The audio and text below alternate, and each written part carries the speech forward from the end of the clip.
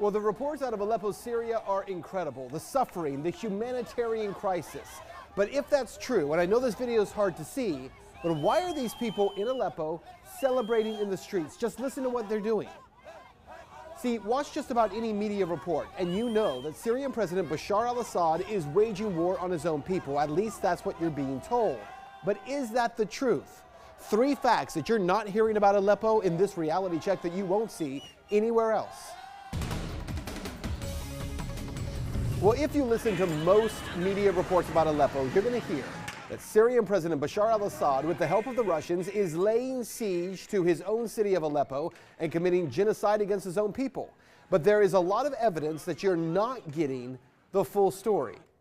During the 5-year so-called Syrian civil war, we have been told, first of all, that moderate freedom fighters have been attempting to overthrow President Assad. But that claim has been repeatedly proven untrue. 3 facts you don't know about Syria. Fact number 1, Syria's so-called Free Syrian Army rebels have been disbanded. They no longer even exist.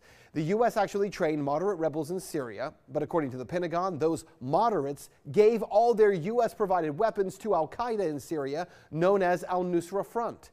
By late 2015, the largest group battling Assad became the Islamic State. To be clear, the Syrian government is battling ISIS and al-Qaeda, not rebels.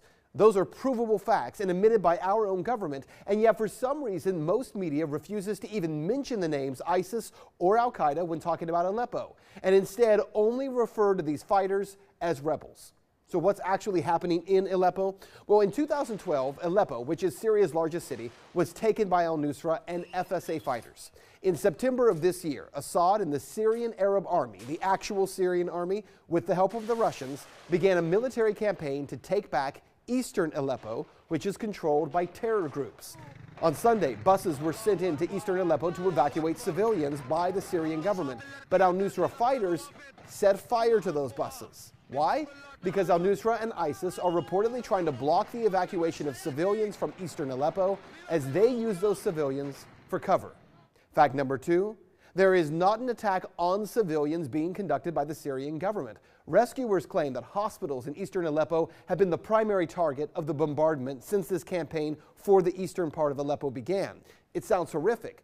But again, what virtually no national media is reporting, according to reports from those on the ground, like journalist Vanessa Beeley, there are only 3 hospitals in eastern Aleppo, and they are almost exclusively inhabited by al-Qaeda and ISIS fighters. And fact number 3, what about those white helmet groups? Well, they're not what they claim to be. The White Helmets are an NGO that claims it has no connection to any group in the Syrian fight, and they are simply there to provide help to the injured and wounded civilians. They were nominated in 2016 for the Nobel Peace Prize, but here's what you may not know. The White Helmets are actually receiving $100 million in funding from the United States, the UK, Japan, Denmark, the Netherlands, and Germany. So what you need to know is, well, actually going back to the video that we started with, the video of celebrations on the streets of Aleppo as the Syrian Arab Army continues to push out those terror groups.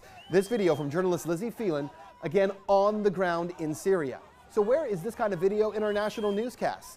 Because on any given night, you're shown video of bombed out buildings, but you're not seeing the people who are thanking Syrian President Assad for pushing out al-Qaeda and ISIS. The bottom line here, there is an entirely different story here that is being missed. There is no question that al-Qaeda and ISIS are the driving force against Assad in Syria. So when media talks about those groups as a great threat to the world in every nation except for Syria, where they're only referred to as rebels, it becomes clear how dishonestly this story is being covered. That's Reality Check. Let's talk about that on Twitter.